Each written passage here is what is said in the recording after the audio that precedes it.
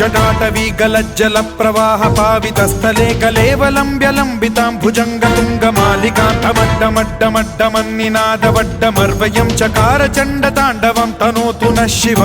शिवम्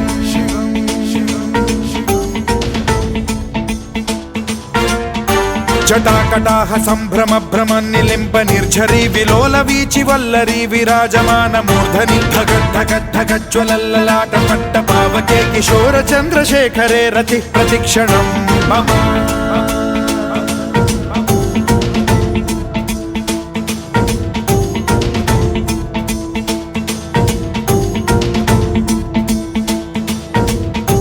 धराधरेन्द्र नन्दिनी विलास बन्धु बन्धुरस्फुरद्दिगन्त सन्तति प्रमोदमान मानसे कृपा कटाक्ष धोरणी निरुद्ध दुर्धरापदि क्वचिद्दिगम्बरे मनो विनोदमेतु वस्तुनि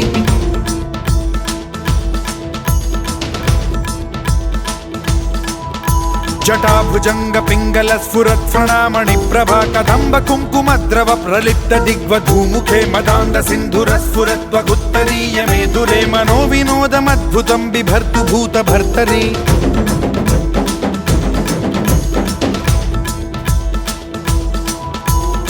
ॐ नमः शिवाय।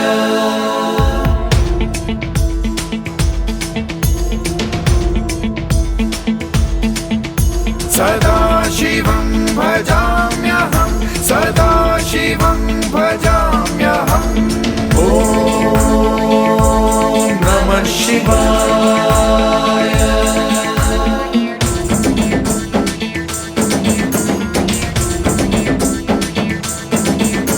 सहस्रलोचन प्रभृत्य शेषलेख शेखर प्रसून धूलि धोरणी विधूसराघ्रिपीठ भूभुजंग राजमालया निबद्ध जाट जूटक श्रियै चिराय जायतां चकोर बन्धुशेखरः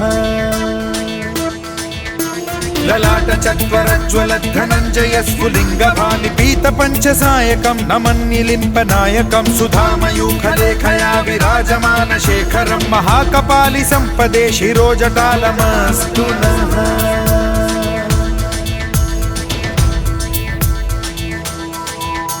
कराल भाल पट्टिका धगद्धगद्धगज्ज्वलद्धनञ्जयाहुतीकृत प्रचण्ड पंचसायके धराधरेन्द्र नन्दिनी कुचाग्र चित्रपत्रक प्रकल्पनैक शिल्पिनी त्रिलोचने रतिर्मम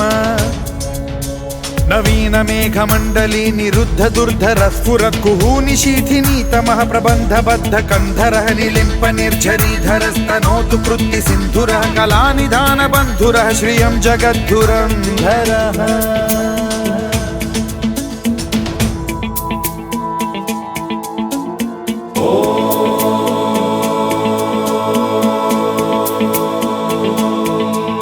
प्रफुल्ल नील पंकज